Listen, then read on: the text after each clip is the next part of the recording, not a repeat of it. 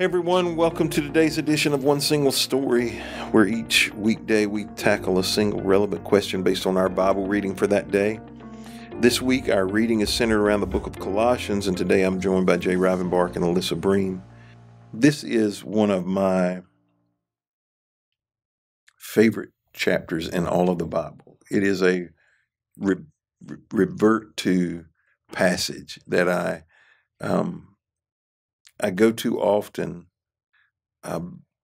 just because I like the way he writes it. But he begins by saying, since you have been raised to new life with Christ, set your sights on the realities of heaven, where Christ sits in the place of honor at God's right hand.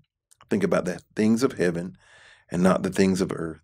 For you died to this life, and your real life is hidden with Christ in God. And when Christ, who is your life, is revealed to the whole world, you will share in all his glory. Now, one of the reasons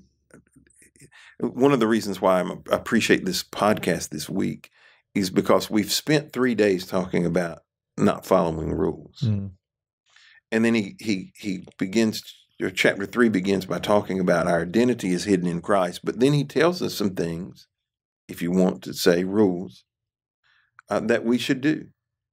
And he says, so put to death the sinful earthly things lurking within you. Have nothing to do with sexual immorality, impurity, lust, and evil desires. Don't be greedy, for a greedy person is an idolater, worshiping the things of this world. Because of these sins, the anger of God is coming. You used to do these things when your life was still part of this world. But now it is time to get rid of, or to set aside, or to lay down anger, rage, malicious behavior, slander, and dirty language. Don't lie to each other, for you have stripped off your old sinful nature and all its wicked deeds. Put on your new nature and be renewed as you learn to know your Creator and become like Him. In this new life, it doesn't matter if you're Jew or Gentile, circumcised or uncircumcised, barbaric or uncivilized, slave or free. Christ is all that matters, and He lives in us. So he says, kill some things, take off some things, put on some things. I mean, he goes on to talk about, he said, so you must choose to be holy people. You must clothe yourselves. So the things we're to put on are tenderhearted mercies, kindness, humility, gentleness, and patience. Make allowance for each other's faults and forgive one another, or forgive anyone who offends you. But the thing I want to talk about is, the question I have is centered around, how do we put to death some things? So he named some things that we should put to death: greediness, impurity, lust, evil desire, sexual immorality. And he says we should set aside some other things. So how do you put to death certain things? And how do you get rid of, or set aside, or take off other things? What's the difference between taking something off and killing something? Well, one of the things that stands out to me in this passage, where he's addressing these behaviors and lifestyles that we should be pursuing after, is first an acknowledgement of, he said, to put to death these sinful earthly things lurking within you. I think the first step in taking that process to whether you're setting aside or whether you're putting to death is to acknowledge it's problematic. It's a part of our sin nature. It's who we are as people. It's what's within us. I think if we fool ourselves and we're naive and think, well, I could never be tempted or tested with that, that's never been a stronghold for me, I'm exempt from that, I think we set ourselves up for the very failure that we want to avoid. And so, as he indicates here, I think it's to acknowledge that we have the propensity for these things, so that it raises the awareness level so that we can put some things in place. It seems to me that the focus of differences here, there are some things, when he says put to death, that just should not be a part of who we are in any shape, form, or fashion. That it just needs to be there. Some of these other areas that we put off or away, to me, I see it more as putting up boundaries in place to protect, so we don't get too close to those things. They're there. We can't escape all of its influence, but we can put up practical boundaries in our life to deal with that, so we stay a safe distance away from there. But then there's just some areas that are just completely, why even go there? Think about, they should not be a part of our everyday life. And so he does seem to make some distinction. We think we need to put to death those sins that are first listed because they are deadly sins. because when those sins are present, it corrupts, I think, a lot of things. The putting to death that picture of putting to death is like our union with Christ when we're baptized. I think that is part of what he is saying, that those things need to die when you are symbolically die with Christ in baptism. Putting off, I think they're like where's that list? Like the evil speech, malice, slander, those are things I think that are pop up, but I think it's different. It doesn't necessarily affect your whole body. And there's times when you can have a little bit of anger, and that's good. Like a little bit of, I'm going to fight for this right cause, but so it's not something we need to put to death. It's something we need to control, and we need to deal with it. It's not something that we need to kill off completely. Is that high-minded nonsense that I just probably? No. So I think some of the ways that I choose them, or I see them, is things like sexual immorality, impurity, lust, evil desires, greed, worshiping the things of this world are clear choices that we make. They're decisions to do those things. Other things are much more emotional responses, things like anger. Anger is an emotional response.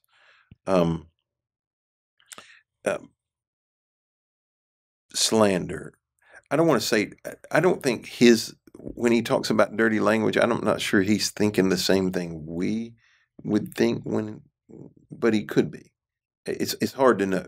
Yeah, I was going to say, what would you think he was talking about?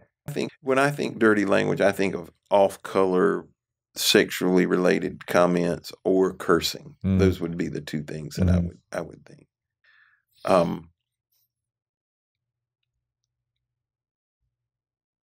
I don't know. I'm just not sure that that's the context of what he's speaking of. But it could be. It could be. I mean, I would imagine as part of the culture, there were a lot of similarities. Right. There. I'm just curious what your thoughts were. But those are more responses than they are choices. I don't want to say dirty language is not a choice. It is, but they probably aren't as deadly. You talked about them being deadly. Anger can be deadly, I guess, but sexual immorality certainly can be deadly. Somebody can kill you because you did. That's certainly a possibility. But they hurt other people. Is the other piece of it in broad scales at times. So how do you put those things to death? What does he mean by how do you put them to death? What process do you go through to put those things to death? I think part of the answer is found in verse 12. Since God chose you to be the holy people, he loves you, must clothe yourselves with tenderhearted mercy, kindness, humility, gentleness, and patience. And if you notice, it's a list of 5 items, and both other lists each had 5 items in it. And so I think there's some parallels there with the structure, and that's clothing yourself is something you do daily. You put on clean clothes. You are hopefully every day. Never mind. And you're clothing yourself. That is what you are choosing to respond. And as you make those choices, they become easier each time as you start to make those choices. Yeah, because he says very clearly, he said, you used to do these things, you have stripped off the old sinful nature, meaning there's some ownership on our part. There's choices and decisions that we make, and then you clothe yourself, and then after he spends a significant amount of time with that, then he talks about making allowance for other people. And I don't think you get to the point of making allowance where you're patient, kind, tender, all those other things where you're bound together, as he says, in perfect harmony. I don't think you get to that point without dealing with the other issues first, where you're stripping off the old nature and constantly being clothed. Daily choices, daily decisions, daily commitments, so that you're walking with Christ, more like Christ, so that you can get to the point where you then can be of value and benefit for other people and view them in a different light. Because if you don't recognize your own struggles and weaknesses and failures and faults, then you're critical and judgmental of other people. But when you have taken a full value and assessment of who you are, it's much easier to give allowance for other people so that you can live in harmony and unity together. I see some of these things. The killing or the crucifying piece is an act that must be immediate. Like, you don't crucify somebody over a period of time. I mean, it's, you know what I'm saying? Like, it's you. Didn't crucifixion take a long time? It took a long time for him to die, but not a long time for you to. Okay. So it'd be like an execution, right? I mean, where now like a guillotine. Where it's 2 point. You know, you don't. If somebody, let's just think about in our context of marriage. If one of us or one of our spouses were unfaithful, the appropriate response would not be, "Well, I'm working on stopping." Right? That would not be the appropriate response. Yeah. The appropriate response is, "I'm stopping now.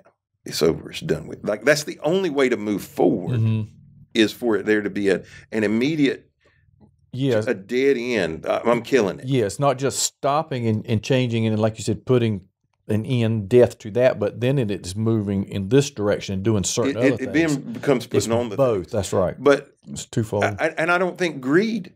You know, the example that comes to mind, because we're only a few weeks from having preached on Zacchaeus, whatever we say.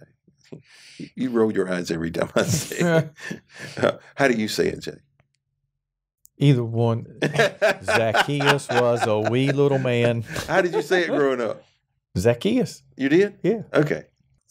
So Zacchaeus, having preached on it recently, his was not I'm going to work on not being greedy. His was, my response is, I'm going to pay back everybody 4 times as much if I've taken more than I should, and I'm going to get half everything I've got to the poor. It was an immediate, I'm killing this today, and there's going to be a new me tomorrow. You know, the evil desires, lust, impurity, those things, like, there has to be a definite stopping point for there to be a moving forward.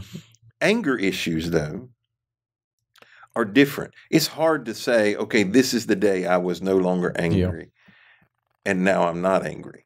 It is more of a process. It is a taking off. It is a practicing. You know, for example, if somebody was hurt or angry or wounded, those seem to be opposite ends of the spectrum, but they're not that far removed, because hurt people hurt people. The opposite ends of the wounded, hurt. I typically don't see somebody who woke up and said, "Yesterday I was healed from this. You know, my anger went away yesterday." But I do see people who, some years removed, say, "I'm not experiencing that anymore. I'm not dealing with that anymore." It was a process that they went through. And I think some of those things are processes we work through. I think some of them have to be definite endings. And I grew up in a much more of a definite ending environment, you know, where with everything, you know, earlier this week we talked about maybe some rules. You know, I've seen more cigarettes and earrings left on altars. Have you? Yes. Yeah, left on altars, you know, because they wanted a definite ending. And I'm not saying God doesn't deliver. Yeah. I mean, I know people who God's delivered from drugs, alcoholism, all of those things. But there are some things there have to be a definite ending to, and that killing is a picture of it. So, okay, you got to put this to death, or you're never going to be able to move forward. And it's hard to deal with things, for example, like anger, when you're over here committing adultery, right? You're being sexually immoral, or you're lusting, or what. It's hard to deal with those other things. There are things in my life that could only be dealt with now because bigger things were dealt with, put to death earlier. And when you think about it, it's hard to have tenderhearted mercy towards somebody who you're betraying. Yeah. Right? Or kindness or humility or gentleness or any of those things, frankly. And so it's hard to clothe yourself with the righteous things when the wrong things are present. I think that last verse also gives some good, simple instruction about teaching and counseling each other, getting advice from other people, working through things in groups, singing psalms and hymns, and having gratitude. I think those are part of that clothing process. Yeah, and he says love binds us all together. That is kind of the thread that ties it all the pieces together in the end. Well, thank you for joining us today on this edition of One Single Story. We hope you'll be back with us tomorrow as we continue a conversation around the book of Colossians.